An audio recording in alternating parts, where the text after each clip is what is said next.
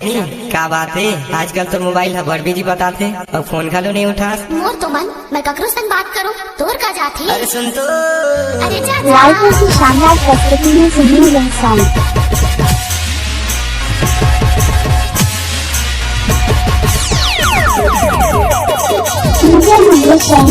संतोष शाह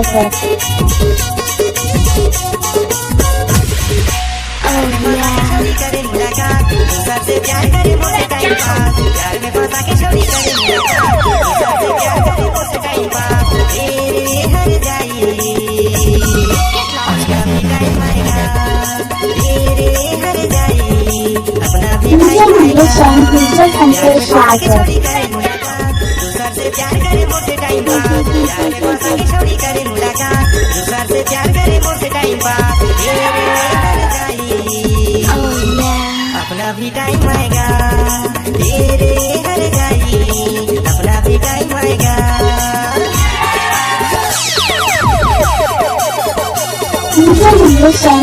संतोष शाह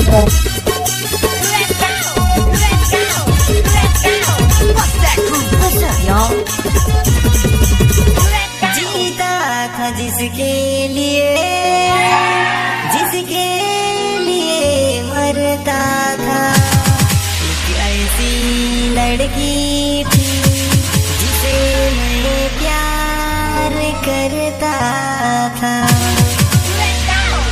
समझ के मैं दिल दे तो लाया पंखा, दूसरा से प्यार करे मुझसे टाइम पास। समझ के मैं दिल दे तो लाया पंखा, दूसरा से प्यार करे मुझसे टाइम पास। तेरे हर जाई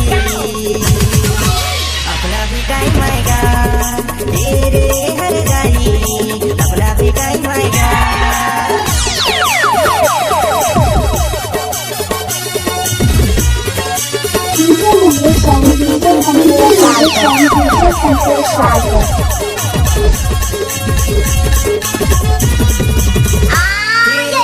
दर्द से दिल आबाद रहा, भूल गए कुछ याद रहा, कुछ याद रहा। दीवाना बना के दूरी छोड़ दे यार, दूसरा से प्यार करे मुझसे टाइम पास। दीवाना के दूरी छोड़ दे यार, दूसरा से प्यार करे मुझसे टाइम पास। तेरे हर जाई अपना भी टाइम आएगा, तेरे हर जाई अपना भी टाइम आएगा।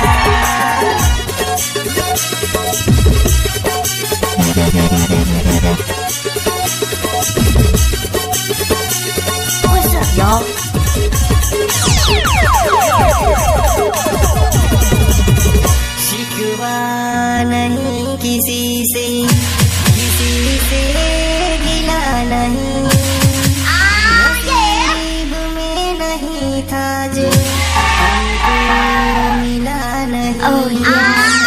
नसीब में नहीं था जो हमको मिला नहीं।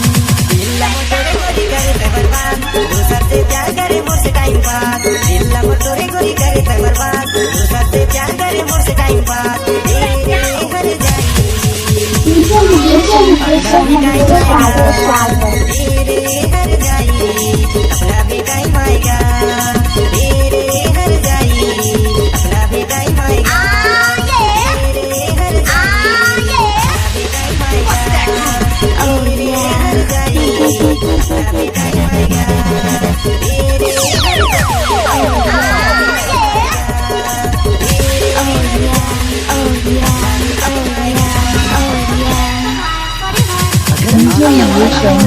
संतोष शाह चले आइए NS